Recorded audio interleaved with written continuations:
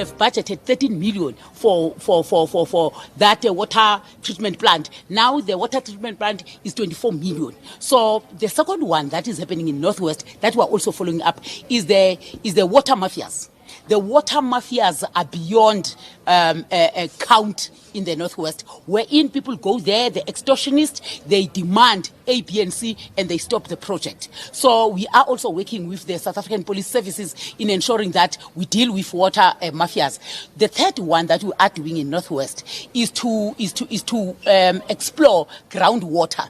So we want to get groundwater because with groundwater you are able to drill the borehole and people get water now. But through the leaks that Comrade SG was talking about, we are unable to fill, municipalities are unable to fill the reservoirs. This is what is happening here in Johannesburg. Their reservoirs are less than the demand in terms of water supply. So they have small reservoirs. They are unable to fill up those reservoirs because the demand is too much. But also the water leaks. We agreed in March that by end of September we're going to collect reports from all municipalities who were part of National Indaba on water to say how far did you go. There are about 7 municipalities that have already closed their leaks, and they are saying now we are able to fill up our reservoirs. But what is lacking in municipalities is communication. When they do maintenance or there is pipe burst, they don't respond quickly. That is why through the rainwater we have embarked on a major maintenance on all big water pipelines that supply Gauteng, especially the metros, Ekurhuleni, Tshwane, and Johannesburg, up to Northwest. So nobody can complain of the bulk water supply. Where people are talking about the throttling of water, the water boards, because they are old, they cannot stop water, but they can reduce in terms of supply because they must be able to purify that water. But when municipalities are not paying, that becomes difficult. Be that as may, every Wednesday here in Gauteng, led by the Premier and the MEC for Kokta, we are meeting on water woes, and we get reports and we intervene where we are supposed to intervene. It was unfortunate, the issue of Johannesburg, which happened last week, because it is clear that communication did not go to our people. Thank you. Is there anything You must have watched the video of the minister speaking, and you could already tell from her tone that this is not business as usual. Pemmy Majodina, South Africa's Minister of Water and Sanitation, has raised the alarm about a phenomenon that sounds more like a mafia movie plot than a government press briefing. She called them the water mafias, groups operating in the Northwest who are not only crippling water delivery projects, but also demanding payoffs from contractors before a single brick or pipe can be laid. Now, before we get into the drama of this, let's pause for a moment. South Africa has always had its fair share of colorful terminology in politics: load shedding, state capture, tenderpreneurs, but water mafias. That's a phrase straight out of a crime thriller. You can already imagine the characters: shady men with notebooks full of fees, threatening contractors on dusty roads outside rural towns. And here's the twist: their actions are not just about lining pockets. They are actively deepening the water crisis in communities that already feel forgotten by the state. Majodina's department says the pattern is disturbingly clear. Whenever a contractor wins a bid to build boreholes, upgrade treatment plants, or lay down fresh pipes, these extortion groups arrive demanding their cut. If the contractor refuses, work is stalled. Sometimes machinery is vandalized. Other times workers are intimidated until they abandon the site. The result? Projects that were meant to bring life-saving water drag on for years, or collapse entirely. Now, for many people living in urban centers, water scarcity feels like something happening over there in rural communities. But here's the reality: the water mafias in the Northwest are just the loudest example of a growing problem that could easily spill into other provinces. Already, whispers of similar networks are being heard in parts of Limpopo, Mpumalanga, and even around Gauteng. If you think load shedding has been a headache, wait until water shedding becomes the norm. And to be fair, South Africa is already teetering on the edge of that reality. The country has been classified as water-stressed for years. Droughts have hit hard, infrastructure is decaying, and municipalities are drowning in debt.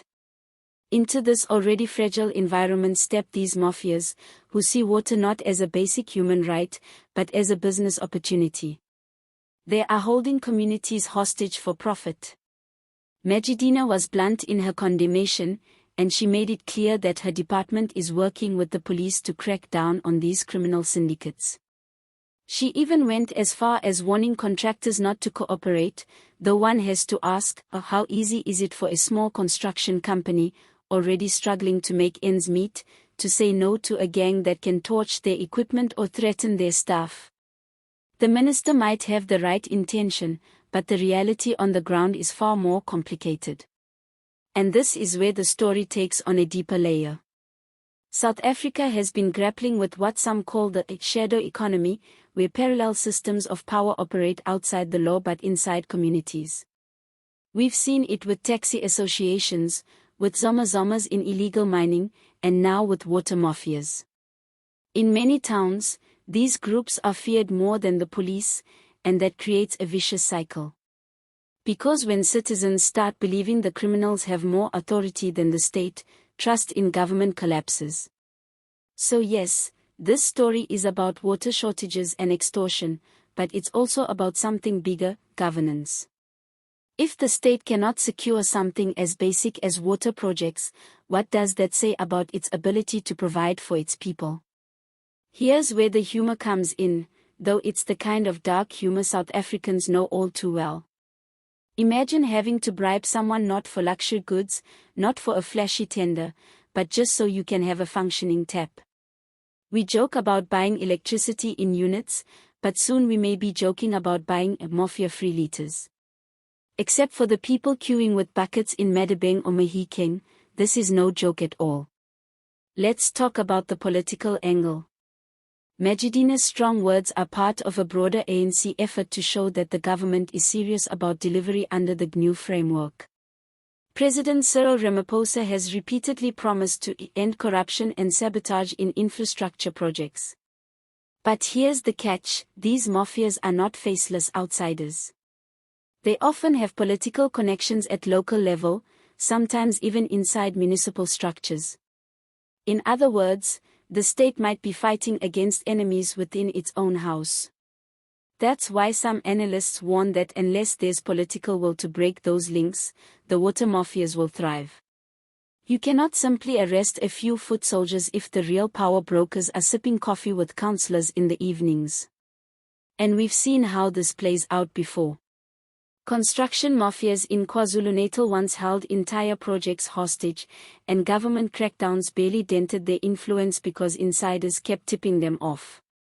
The irony is that the communities most affected by the water mafias are often the same ones the ANC relies on for electoral support. People in rural Northwest, for example, have voted loyally for decades.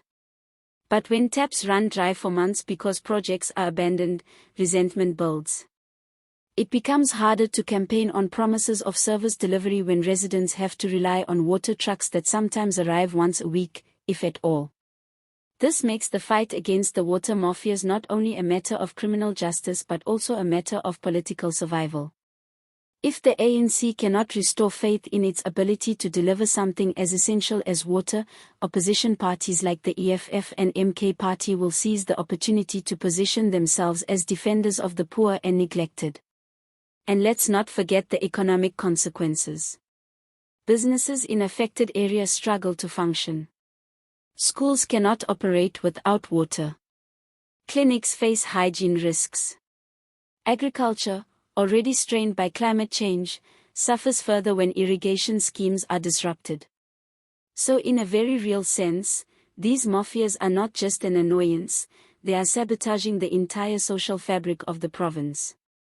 The minister has promised that her department will work hand in hand with the police to dismantle these networks.